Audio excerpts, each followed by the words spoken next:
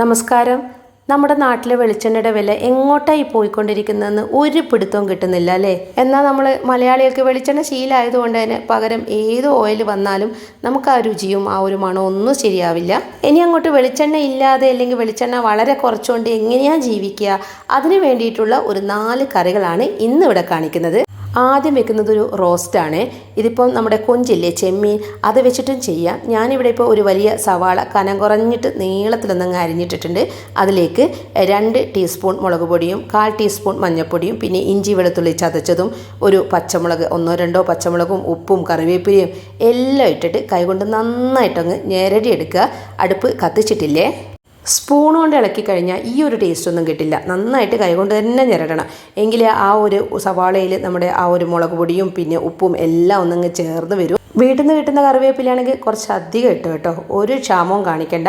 അതിനുശേഷം ഞാൻ നന്നായിട്ട് കഴുകി വൃത്തിയാക്കിയ കൂന്തലില്ലേ, അതാണ് ഇതിൽ ചേർക്കുന്നത്. നമ്മൾ കണവ എന്നും പറയും. ഇതിൽ പുളിയൊന്നും ചേർക്കുന്നില്ല കേട്ടോ. പുളിയൊന്നും ചേർത്ത് ഈ ഒരു കറി കൊളാക്കേണ്ട ആവശ്യമൊന്നുമില്ല.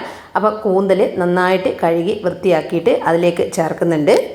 നിങ്ങളൊന്ന് ആലോചിച്ച് നോക്ക്, നമ്മൾ ഈ ഒരു സവാളയൊക്കെ വഴച്ചിട്ടാണ് വെക്കുന്നെങ്കിൽ എത്ര വെളിച്ചെണ്ണ ഇവിടെ ചേർക്കും? നമ്മളൊരു 2-3 ടേബിൾ സ്പൂണെങ്കിലും ചേർക്കും. പക്ഷേ ഇതിപ്പം വെളിച്ചെണ്ണ ഒട്ടും ഈ ഒരു സ്റ്റേജ് വരെ ഇത്തിരി പോലും വെളിച്ചെണ്ണ ചേർത്തിട്ടില്ല. ഇനിയിപ്പം ഇത്തിരി വെള്ളം എടുത്തിട്ട് ഒന്നങ്ങ് കുടഞ്ഞിട്ട് അതിലേക്ക് ചേർക്കാം. അതിനുശേഷം ഒരു തക്കാളി ഒന്ന് അരിഞ്ഞിടാം. നമ്മൾ സവാള അരിഞ്ഞിടുമ്പം തന്നെ തക്കാളി വേണമെങ്കിൽ ചേർത്തിട്ട് ഒരുമിച്ച് ഞെരടിയെടുക്കാം. ഞാനിപ്പോൾ ലാസ്റ്റ് ചേർക്കുന്നതെന്ന് മാത്രം. പിന്നെ വേറൊരു കാര്യം ശ്രദ്ധിക്കണം, നമ്മളിപ്പം ചെമ്മീൻ ഇടുന്നതാണെങ്കിലും കണവ ഇടുന്നതാണെങ്കിലും നല്ലോണം ഞെരണ്ടി എടുത്തതിന് ശേഷം മാത്രമേ അത് ഇടാവൂ. അല്ലെങ്കിൽ പിന്നെ എല്ലാം കൂടെ അവിയൽ പരിവായി പോവും. അപ്പോൾ ഇതാ എല്ലാം മിക്സ് ചെയ്ത് കഴിഞ്ഞിട്ടുണ്ട്. ഇനിയിപ്പോൾ നമുക്ക് അടുപ്പ് കത്തിക്കാം. അടുപ്പ് കത്തിച്ചിട്ട് ആദ്യം ഒന്നങ്ങ് ഫ്ലെയിം കൂട്ടിയിട്ട് പിന്നെ ഒരു മീഡിയം ഫ്ലെയിമിലിട്ടിട്ട് അടച്ചിട്ട് നന്നായിട്ട് ഇതൊന്നങ്ങ് വേവിക്കുക. എൻ്റെ ഗ്യാസ് കുറച്ച് നല്ല വലിപ്പമുണ്ട് കേട്ടോ, അതുകൊണ്ട് ഞാനത് ലോ ഫ്ലെയിമിലിട്ടിട്ടാണ് വേവിച്ചെടുക്കുന്നത്. ഇടയ്ക്കൊന്നങ്ങ് നമ്മൾ തുറന്ന് നോക്കണം. നന്നായിട്ട് വെള്ളം അങ്ങ് ഇറങ്ങി വരും. കാരണം നമ്മുടെ സവാളയിൽ വെള്ളമുണ്ട്, തക്കാളിയിൽ വെള്ളമുണ്ട്, അതെല്ലാം ചേർത്തിട്ടുണ്ട്. പിന്നെ നമ്മൾ ഇത്തിരി വെള്ളം തളിച്ചിട്ടുണ്ടല്ലോ, എല്ലാം ചേർത്തിട്ട് നല്ല വെള്ളം ഒന്ന് തെളിഞ്ഞ് വരും. ഈ ഒരു വെള്ളം ഒന്നങ്ങ് വറ്റി നന്നായിട്ട് കുറുക്കിയെടുക്കണം. മീൻസ് അതൊരു കുഴമ്പ് രൂപത്തിലാവും. ഈ ഒരു സവാളയൊക്കെ വെന്തടിയുമ്പോഴേ നന്നായിട്ട് അത് കുഴഞ്ഞു വരും. ഞാനിവിടെ ഇടയ്ക്കിടയ്ക്ക് അടയ്ക്കുന്നുണ്ട്, തുറക്കുന്നുണ്ട്, മിക്സ് ചെയ്യുന്നുണ്ട്. അത് നമുക്ക് എല്ലാവർക്കും അറിയുന്ന കാര്യമാണല്ലോ. അങ്ങനെ അങ്ങ് ചെയ്തുകൊണ്ടിരിക്കുക. എത്രത്തോളം നിങ്ങൾക്ക് കുറുകണം അതിനനുസരിച്ചിട്ട് ചെയ്യാം. വീട്ടിൽ ചിക്കൻ മസാല ഉണ്ടെങ്കിൽ ഒരു നുള്ള് അല്ലെങ്കിൽ 2 നുള്ള് അതും കൂടെ ചേർക്കുക. അത് ലാസ്റ്റ് നിമിഷം ചേർക്കുന്നതായിരിക്കും നല്ലത്. ആ ഒരു ഫ്ലേവറും കൂടെ മുന്നിൽ വരും. അതിന് വേണ്ടിയിട്ട് അങ്ങനെ അവസാന നിമിഷം ചേർക്കുന്നത്. എന്നാൽ മസാലയുടെ പച്ചച്ചുവ മാറുകയും ചെയ്യണം. അപ്പോൾ ഇത് ഇട്ടതിന് ശേഷം വീണ്ടും ലോ ഫ്ലെയിമിലിട്ടിട്ട് അടച്ചിട്ടൊന്ന് വീണ്ടും വേവിച്ചെടുക്കാം. എണ്ണയൊന്നും ഇല്ലയെന്ന് വിചാരിച്ചിട്ട് രുചിക്ക് ഒട്ടും കോംപ്രമൈസ് ഇല്ല. നല്ല ടേസ്റ്റ് തന്നെ നമുക്ക് കിട്ടിയിട്ടുണ്ട്. ഇനിയിപ്പോൾ ലാസ്റ്റ് നിമിഷം, അതായത് ഇതിപ്പോൾ നല്ലൊരു കുഴഞ്ഞ് വന്നിട്ടുണ്ടല്ലോ, നല്ല റോസ്റ്റായിട്ട് തന്നെ കിട്ടിയിട്ടുണ്ട്. നമുക്ക് തീ ഒന്നങ്ങ് ഓഫ് ചെയ്തതിന് ശേഷം ഇത്തിരി പച്ച വെളിച്ചെണ്ണ, അത് ചിലപ്പോൾ 1/2 ടീസ്പൂൺ വേണമെങ്കിലും നമുക്ക് ചേർക്കാം, അല്ലെങ്കിൽ 1/4 ടീസ്പൂൺ ആയാലും മതി. ഒരു പേരിന് പച്ച വെളിച്ചെണ്ണയും കൂടെ ചേർത്തിട്ടാണ് ഞാനതങ്ങ് ഓഫ് ചെയ്ത് വെച്ചിരിക്കുന്നത്. നല്ല ടേസ്റ്റാണ് കേട്ടോ. നല്ല ചൂട് ചോറിൻ്റെ കൂടെ ഇത്തിരി ഇതും കൂടെ എടുത്തിട്ടൊന്ന് കഴിച്ചു നോക്ക്. എനിക്കിപ്പോൾ ഇതൊക്കെ പറയുമ്പം തന്നെ വീണ്ടും കഴിക്കാൻ തോന്നുക. ഇത് നമ്മുടെ ചോറിൻ്റെ സൈഡായിട്ടേ പറ്റൂ. കാരണം കുറേ ആളൊക്കെ ഉണ്ടെങ്കിൽ നമുക്ക് വയറ് നിറച്ച് കഴിക്കാനൊന്നും കിട്ടില്ല. ഇനിയിപ്പോൾ നമുക്കൊരു ചാറ് കറി വെച്ചാലോ? നമ്മളിതിനെ കണവാന്നതിനേക്കാളും കൂന്തൽ എന്നാണ് പറയുക കേട്ടോ. ഈ കൂന്തൽ കട്ട് ചെയ്യുന്ന എല്ലാവർക്കും അറിയായിരിക്കില്ലേ. ഇതിപ്പോൾ ഞാൻ റൗണ്ട് ചെയ്തിട്ടാണ് കട്ട് ചെയ്യുന്നത്. മുന്നെങ്ങാനും ഞാനൊരു വീഡിയോ ഇട്ടിട്ടുണ്ടെന്ന് തോന്നുന്നു. അതവിടെ അങ്ങ് മാറ്റി വെക്കട്ടെ. ഇനിയിപ്പോൾ രണ്ടാമത്തെ കറി കാണിച്ചു തരാം. ഇതിൽ നിറയെ ചെറിയുള്ളിയാണ് വേണ്ടത് കേട്ടോ. ഒരു 2 പിടി ചെറിയുള്ളി എടുത്തിട്ട് നന്നായിട്ട് വൃത്തിയാക്കിയതിന് ശേഷം തൊലിയൊക്കെ കളഞ്ഞ് ചതച്ചിട്ട് അതും നമ്മുടെ ചട്ടിയിലേക്ക് തീയൊക്കെ ഓഫ് ചെയ്തിട്ട് ഇടുക. അതിലേക്ക് ഇതിലിപ്പോൾ വെളുത്തുള്ളി ചേർക്കുന്നില്ല, ബാക്കിയെല്ലാം ഉണ്ട്. ഇഞ്ചി ചതച്ചതും പിന്നെ പച്ചമുളകും തക്കാളി കറിവേപ്പില. നമ്മൾ സാധാരണ മീൻകറി വെക്കുമ്പോൾ എന്തൊക്കെയാണോ ചേർക്കുന്നത് അതൊക്കെ ഇടുന്നുണ്ട്. പക്ഷേ വെളുത്തുള്ളിയില്ല. കറിവേപ്പിലയൊക്കെ നന്നായിട്ട് ഉണ്ടെങ്കിൽ ഇട്ടോ. ഇവിടെ ഇപ്പോൾ കുറച്ചേ ഉള്ളൂ, അതുകൊണ്ട് ഞാൻ അതിട്ട് അങ്ങ് അഡ്ജസ്റ്റ് ചെയ്തിട്ടുണ്ട്. പിന്നെ പച്ചമുളക് എരിവിനനുസരിച്ചിട്ട് 2-3 പച്ചമുളക് ചേർക്കുക. അതിനുശേഷം പൊടികളായിട്ട് നമ്മുടെ മുളക് പൊടിയില്ലേ, എപ്പോഴും ചെയ്യുന്നത് പോലെ തന്നെ കാശ്മീരി മുളകാണ് ഞാനിപ്പോൾ ഇവിടെ എടുത്തത്. നല്ല മുളകാണ് നിങ്ങളുടെ കയ്യിലുണ്ടെങ്കിൽ അതിട്ടോളൂ. ഞാനിപ്പോൾ 2 ടീസ്പൂൺ കാശ്മീരി മുളകും 1/4 ടീസ്പൂൺ നമ്മുടെ മഞ്ഞൾപ്പൊടിയില്ലേ അതും പിന്നെ ഉപ്പും ആവശ്യത്തിന് ഉപ്പ് ചേർക്കുക. ഇവിടെ ഇപ്പോൾ കല്ലുപ്പ് തന്നെയാണ് എടുക്കുന്നത്. നമ്മൾ പൊടിയുപ്പാണെങ്കിൽ കല്ലുപ്പ് പൊടിച്ചിട്ടാണ് ഇടുക. അപ്പോൾ ഇതെല്ലാം അങ്ങ് മിക്സ് ചെയ്തിട്ടുണ്ട്. അപ്പോൾ നമ്മൾ മീൻ കഷ്ണങ്ങളൊന്നും ഇട്ടിട്ടില്ലേ, എല്ലാം നമ്മുടെ ചട്ടിയിൽ ഇട്ടതിന് ശേഷം അതിൽ നിന്ന് ഇത്തിരി, അതായത് നമ്മൾ എത്ര ക്വാണ്ടിറ്റിയാണോ ഇട്ടത് അതിൻ്റെ ഒരു 4/1 മാത്രമാണ് നമ്മളിപ്പോൾ മിക്സിയുടെ ജാറിലേക്ക് മാറ്റുന്നത്. മിക്സിയുടെ ജാറിലേക്ക് മാറ്റുമ്പോൾ നമ്മൾ ഇട്ട പൊടികളും കൂടെ അതിലേക്ക് വരണം കേട്ടോ. കാരണം എന്നാലേ നന്നായിട്ട് അരഞ്ഞു കിട്ടും. പൊടി ചേർത്തിട്ട് അരയ്ക്കുമ്പോൾ നിങ്ങൾക്കറിയാലോ, നന്നായിട്ട് മിക്സിയിൽ നിന്ന് അരഞ്ഞു കിട്ടും. ഇതിലേക്ക് നമ്മൾ ചിരകിയ തേങ്ങ 3 ടേബിൾ സ്പൂണാണ് ഞാൻ ചേർക്കുന്നത്. അത് നിങ്ങൾക്ക് എത്രത്തോളം നമ്മുടെ വീട്ടിൽ തേങ്ങ ഉണ്ടോ അതിനനുസരിച്ചിട്ട്. എനിക്ക് തേങ്ങ പോലും എടുക്കാം ഇപ്പോൾ പേടിയാണ്, കാരണം തേങ്ങക്കൊക്കെ എന്താ വില. അപ്പോൾ ഞാനിവിടെ ഇപ്പം 3 ടേബിൾ സ്പൂൺ എടുത്തിട്ടുള്ളൂ. അതുമാത്രം എടുത്തതിന് ശേഷം നന്നായിട്ട് എല്ലാം കൂടെ ഒന്ന് അരച്ചെടുക്കുക. അപ്പം ഈ ഒരു പൊടിയും തക്കാളിയും ഇവിടെ നമ്മുടെ ഉള്ളിയൊക്കെ ഇല്ലേ, ചെറിയ ഉള്ളിയും എല്ലാം കൂടെ ചേർത്തിട്ടല്ലേ അരക്കുന്നത്. അപ്പോൾ നല്ല പേസ്റ്റ് പോലെ അരഞ്ഞിട്ടുണ്ടാവും. അതിനുശേഷം നമ്മുടെ ആ ഒരു ജാറ് കലക്കിയിട്ട് ആ വെള്ളവും കൂടെ ഒഴിക്കുന്നുണ്ട്. ഇത്തിരി പുളി നമ്മുടെ കുതിർത്ത് വെച്ചിരുന്നേ അത് പിഴിഞ്ഞിട്ട് അതും കൂടെ ഒഴിക്കുന്നുണ്ട്. എല്ലാം ചേർത്തിട്ട് അതിന് ശേഷമാണ് മീൻ കഷ്ണങ്ങൾ ഇടുന്നത്.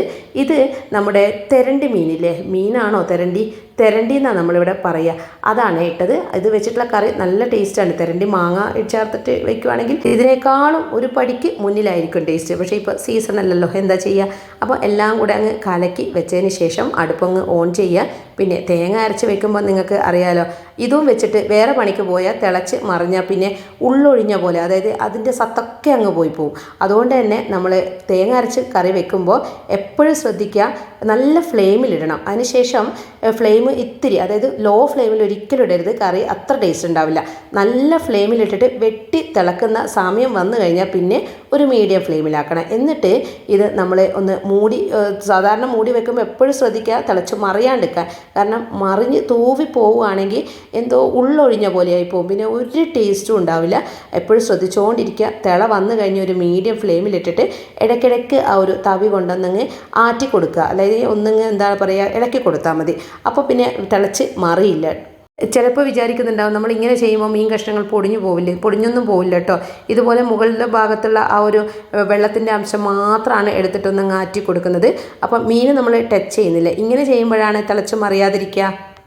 ഇനി വേറെ പണിയൊന്നുമില്ല. എത്രത്തോളാണോ ചാറ് കുറുകേണ്ടത് അതിനനുസരിച്ചിട്ട് വെയിറ്റ് ചെയ്യുക. അപ്പോൾ നമ്മുടെ പാകത്തിന് ആവുന്നതിൻ്റെ തൊട്ട് മുന്നേ വേണമെങ്കിൽ നമുക്ക് ഉലുവ വറുത്ത് പൊടിച്ചത് വീട്ടിലുണ്ടെങ്കിൽ അത് ഒരു നുള്ള്, ഉലുവ ഇടുമ്പോൾ ശ്രദ്ധിക്കണം, അധികം ഇട്ടാൽ കയ്പുണ്ടാവും. പക്ഷേ ഒരു പൊടിക്ക് ഇടുവാണെങ്കിൽ കറിക്ക് നല്ല മണമായിരിക്കും കേട്ടോ. അപ്പോൾ ഞാനിപ്പോൾ വറുത്ത് പൊടിച്ചതുണ്ട്, അതുകൊണ്ട് ഒരു നുള്ളത് ചേർക്കുന്നുണ്ട്. ഇനിയിപ്പോൾ നിങ്ങളുടെ കയ്യിൽ ഇല്ലെങ്കിൽ ഒരു കുഴപ്പമില്ല. നമ്മുടെ ചീൻചട്ടിയിൽ എണ്ണയൊന്നും ഒഴിക്കണ്ട കേട്ടോ. ചീൻചട്ടി അങ്ങ് ചൂടാകുമ്പോൾ, ഇരുമ്പിൻ്റെ ചീൻചട്ടിയാണ് കുറച്ചും കൂടെ നല്ലത്, കാരണം പുകയൊന്നും കയറില്ല.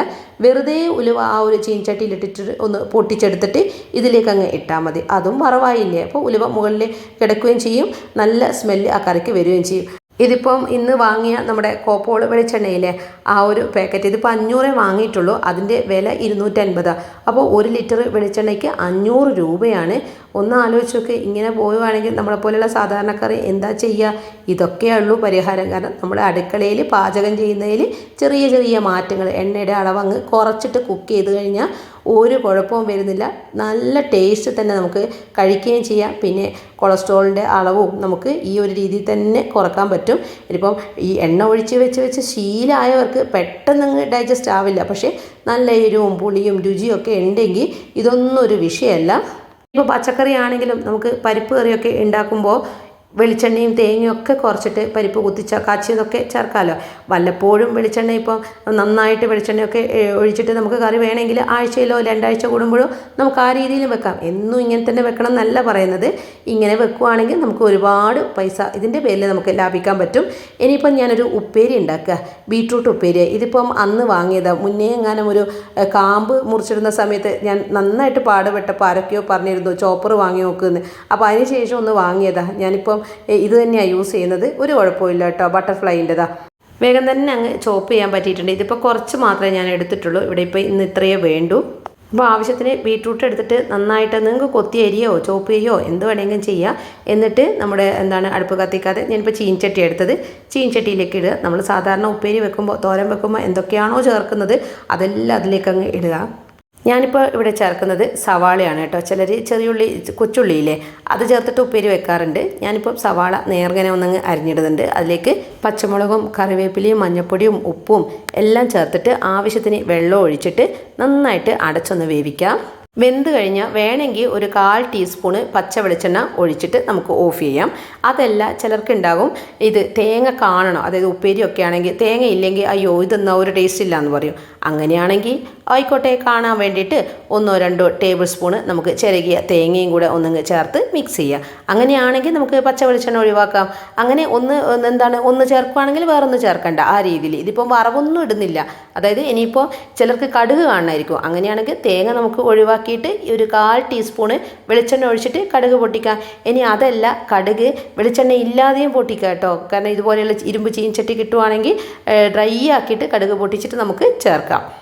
ഇപ്പോഴേ നമുക്ക് ഈ രീതിയിലൊക്കെ പാചകം ഒന്നങ്ങ് മാറ്റിപ്പിടിക്കാം. കാരണം 10-20 കൊല്ലവും കൂടെ കഴിഞ്ഞാൽ എങ്ങനെയായിരിക്കും നമ്മുടെ വെളിച്ചെണ്ണയുടെ വില. ഇത് ഈ രീതിയിൽ പോവുകയാണെങ്കിൽ ഒന്ന് ഊഹിച്ചു നോക്ക്. അപ്പം ഈ ഒരു രീതിയിൽ ചെയ്യുന്നതല്ലേ നല്ലത്. ആ സമയത്തൊക്കെ ആരൊക്കെയാണ് ഭൂമിയിൽ ഉണ്ടാവുമെന്നൊന്നും അറിയില്ല. എന്നാലും പറയുകയാണ്, ഉള്ളിടത്തോളം കാലം നമുക്ക് ആരോഗ്യത്തോടെ ജീവിക്കാം. ഇവിടെ ഇപ്പം തേങ്ങ ഇത്തിരി കാണണം, അതുകൊണ്ട് ഞാനൊരു ടേബിൾ സ്പൂൺ തേങ്ങ ഇട്ടിട്ടുണ്ട്. പകരം കടുക് വറവ് ഇട്ടിട്ടില്ല, പച്ച വെളിച്ചെണ്ണയും ഒഴിച്ചിട്ടില്ല. അപ്പം ബാലൻസ് ആയല്ലോ. അങ്ങനെ ആ ഒരു പണിയും കഴിഞ്ഞിട്ടുണ്ട്. ഇനിയിപ്പോൾ ഒരു കടലക്കറി നമുക്ക് എങ്ങനെ വെക്കാം അതും കൂടെ ഒന്നങ്ങ് പറഞ്ഞുതരാം. തലേ ദിവസം നന്നായിട്ട് കഴുകി വൃത്തിയാക്കി കുതിർത്ത നമ്മുടെ കടല കുക്കറിലേക്ക് ഇട്ടിട്ടുണ്ട്. അതിലേക്ക് 2 പച്ചമുളക്, ഇതിപ്പം നല്ല എരിവുള്ള പച്ചമുളക് ആയതുകൊണ്ട് ഒരു പച്ചമുളക് കീറിയിട്ടിട്ടുണ്ട്. ഒരു പിടി നമ്മുടെ ചെറിയ ഉള്ളിയില്ലേ, അത് ചെറിയ ഉള്ളി അല്ലെങ്കിൽ സവാള ഏതാണെങ്കിലും കുഴപ്പമില്ല. പിന്നെ ഇഞ്ചി ഒന്നങ്ങ് നുറുക്കിയത്, പിന്നെ വെളുത്തുള്ളി, ഇതൊക്കെയാണ് നമ്മൾ ആദ്യം ചേർത്തത്. പിന്നെ കറിവേപ്പിലയും ചേർക്കണം. അതിന് ശേഷം മുളക് പൊടി, ആവശ്യത്തിന് മുളക് പൊടി. ഇതൊക്കെ നമ്മുടെ ഓരോ വീട്ടിലെയും രുചിക്കനുസരിച്ചിട്ടാണ് ചേർക്കേണ്ടത്. ഇപ്പം ഞാനിപ്പം 1 ടീസ്പൂൺ മുളക് പൊടിയും 1/4 ടീസ്പൂൺ മഞ്ഞൾപ്പൊടി ഇട്ടിട്ടുണ്ട്. മല്ലിപ്പൊടി 1/2 ടീസ്പൂണാണ് ഇട്ടത്. ഇത് വീട്ടിൽ നിന്ന് തന്നെ വറുത്തിട്ട് പൊടിച്ച മല്ലിപ്പൊടിയാണ്. അതിനുശേഷം ഒരു 1/2 ടീസ്പൂൺ നമ്മുടെ കുരുമുളകില്ലേ, അതും വീട്ടിൽ തന്നെ പൊടിച്ചതാണ്, അതും കൂടെ ചേർത്തിട്ടുണ്ട്. പിന്നെ നമ്മൾ വറുത്ത് പൊടിച്ചിട്ടുള്ള ഗരം മസാലയില്ലേ, അതും ചേർത്ത് ആവശ്യത്തിന് വെള്ളം ഒഴിച്ചിട്ട് നന്നായി വേവിക്കുക. ഉപ്പ് ചേർത്തിട്ടില്ല കേട്ടോ. എനിക്കെപ്പോഴും തോന്നാറുണ്ട് ഉപ്പും കൂടെ ചേർത്തിട്ട് വേവിക്കുമ്പോൾ കുറേ വിസിൽ വരണം, എങ്കിലേ നന്നായിട്ട് വേവൂ. പക്ഷേ ഉപ്പില്ലാതെ ചെയ്ത് നോക്ക്, 2-3 വിസിൽ വരുമ്പോൾ തന്നെ ആ ഒരു കടല നന്നായിട്ട് വെന്ത് കിട്ടും. നിങ്ങൾക്ക് അങ്ങനെ തോന്നിയിട്ടുണ്ടോ? നന്നായിട്ട് വിസിൽ, അതായത് 3 വിസിൽ, ഹൈ ഫ്ലെയിമിൽ 3 വിസിൽ വന്നതിന് ശേഷം, അല്ലെങ്കിൽ മീഡിയം ഫ്ലെയിമിൽ ഇട്ടാലും കുഴപ്പമില്ല, ഓരോരുടെ ബേണറിന് അനുസരിച്ചിട്ട് 3 വിസിൽ വന്നതിന് ശേഷം ഓഫ് ചെയ്യുക. നന്നായിട്ട് ആ ഒരു പ്രഷറൊക്കെ പോയതിന് ശേഷം തുറന്നതിന് ശേഷം ഉപ്പിടുക. അങ്ങനെയാണ് ഈ ഒരു കടലക്കറി വെക്കുന്നത്. നമ്മുടെ കുക്കറിൻ്റെ ആ ഒരു പ്രഷറൊക്കെ പോയി ആ വെയിറ്റൊക്കെ എടുത്ത് നന്നായിട്ട് തണിഞ്ഞതിന് ശേഷം ഇതങ്ങ് തുറന്നിട്ട് അതിൽ നിന്ന് കുറച്ച് കടല, അതായത് ഒരു 2 ടേബിൾ സ്പൂൺ കടല നമ്മുടെ മിക്സിയുടെ ജാറിലേക്ക് ഇടുക. അപ്പോൾ അത് നമ്മൾ അരയ്ക്കുകയാണ്. കാരണം ഈ കറി ഇങ്ങനെ നമ്മൾ വെച്ച് കൊടുത്താൽ ഒരു കുട്ടി പോലും തിരിഞ്ഞു നോക്കില്ല, ഇത് തൊടുക പോലും ഇല്ല ഈ കറി. അപ്പം ഇതിനെ കുറച്ചും കൂടെ നമുക്ക് റിച്ച് ആക്കണ്ടേ. അതിന് എന്താണ് ചെയ്യുക, 2 ടേബിൾ സ്പൂൺ കടല എടുത്തിട്ട് നമുക്ക് ഇനി തേങ്ങ കൂടിയേ പറ്റുവാണെങ്കിൽ 2 ടേബിൾ സ്പൂണും കൂടെ തേങ്ങ ചേർത്തോ. പക്ഷേ ഞാനിപ്പം തേങ്ങയൊന്നും എടുക്കുന്നില്ല, കടല മാത്രം 2 ടേബിൾ സ്പൂൺ കടല ഇങ്ങോട്ട് മാറ്റി വെച്ചിട്ടുണ്ട്. പിന്നെ നമ്മുടെ കുക്കറിൽ നമ്മുടെ ഉപ്പില്ലേ, ഉപ്പ് നമ്മൾ നേരത്തെ ചേർത്തിട്ടില്ലല്ലോ, ഉപ്പും കറിവേപ്പിലയും ഇട്ടിട്ടുണ്ട്. അതൊന്നങ്ങ് തീ കത്തിച്ചിട്ട് ലോ ഫ്ലെയിമിൽ ഇടുക. അപ്പോൾ ആ ഒരു സമയം കൊണ്ട് നമ്മൾ എടുത്ത് വെച്ചിട്ടുള്ള കടലയില്ലേ, അതങ്ങ് അരച്ചിട്ട് ഇതിലേക്കങ്ങ് ചേർക്കുക. ഇത്രയേ ഉള്ളൂ.